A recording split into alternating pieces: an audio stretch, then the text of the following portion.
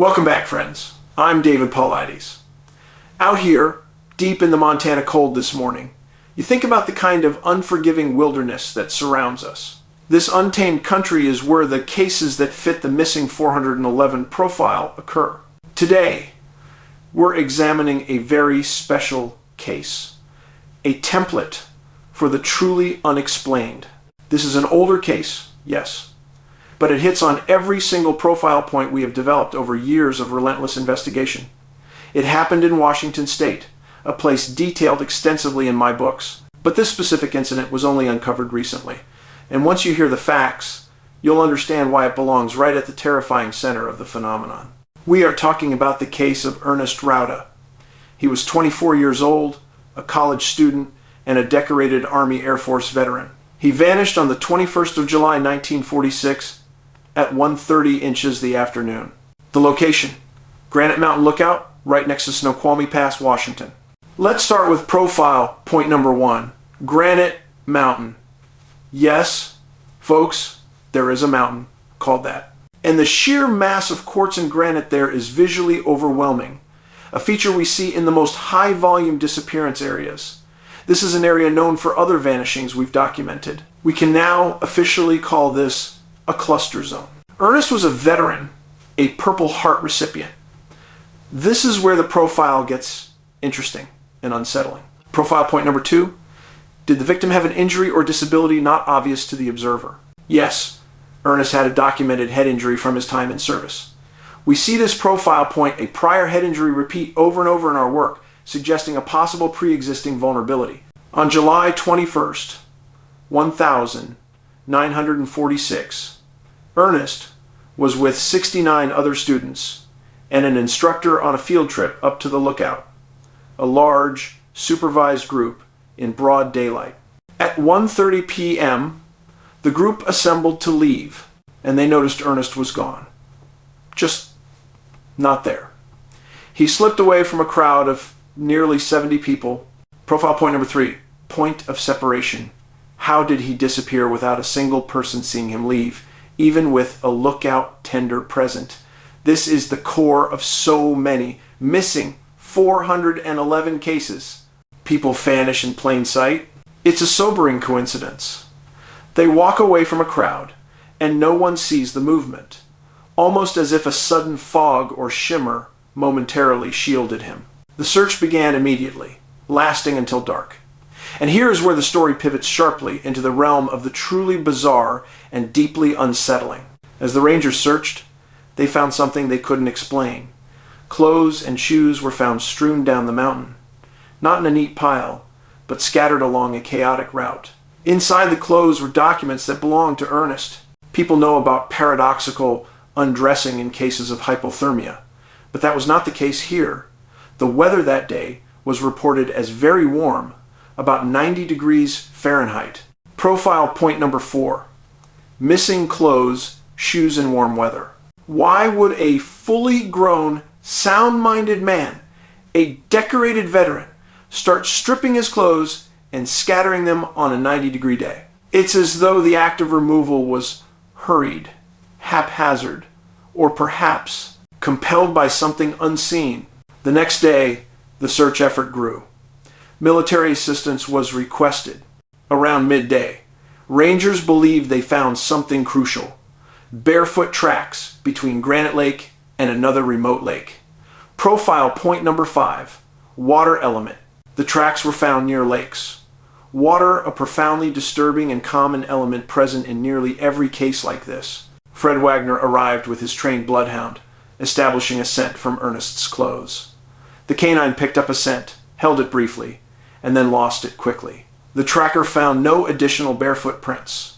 The scent just stopped, as if Ernest had simply ceased walking and been lifted away. Profile point number 6, canine and tracker failure. Why don't the best search dogs work in the majority of these cases? The path he took was, perhaps, not a continuous track across the ground, we know. On July 23rd, the ranger held a press conference. Public concern was high, and the official word was terrifying. They gave Ernest Rauda a 50/50 chance of survival, a staggering estimate for a soldier missing only 4 days, but the environment was too harsh, the clues too confusing.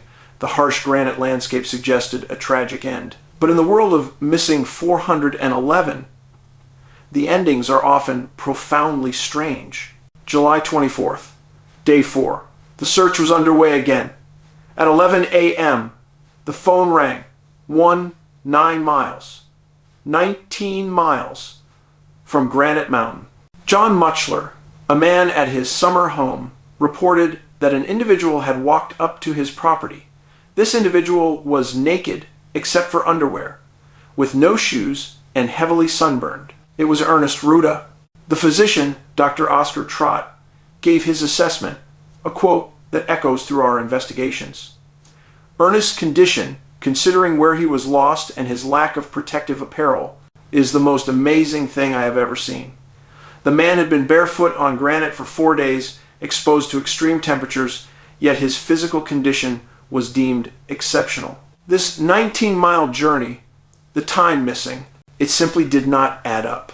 Now we get to the core of the mystery, the interrogation. Profile point number 7, lack of memory. Ernest stated that he had no memory of the afternoon he disappeared, and no memory of the following day. 2 full days of his disappearance.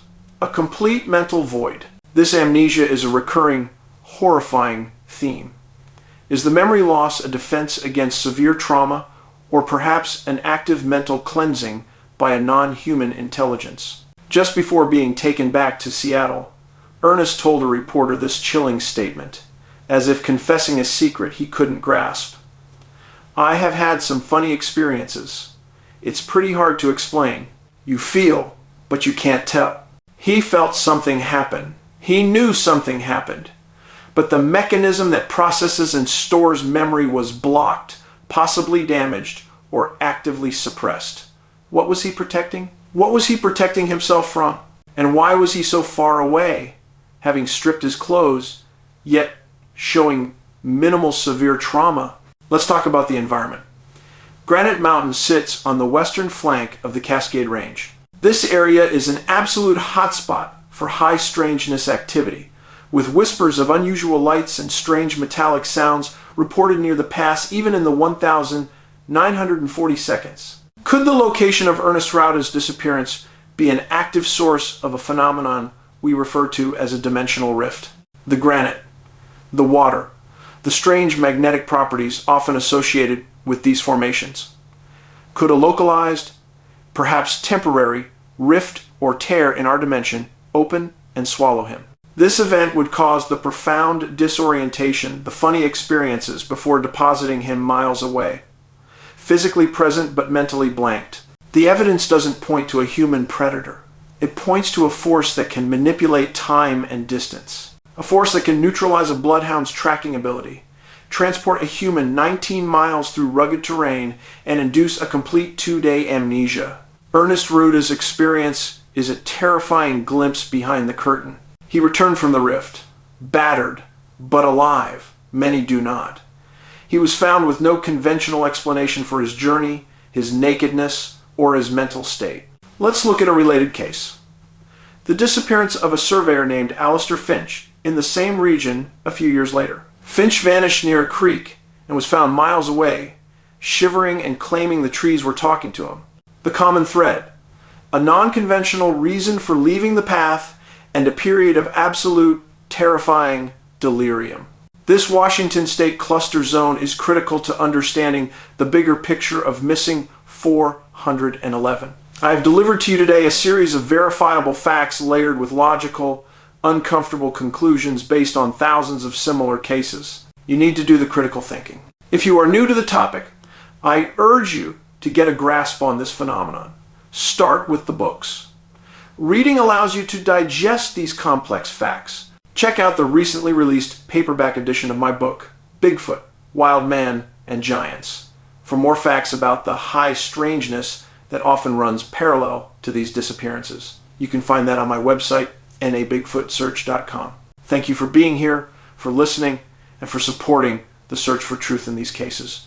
We're all cousins in this pursuit. Please make sure you are subscribed and that you hit that notification bell. Until next time, be safe out there.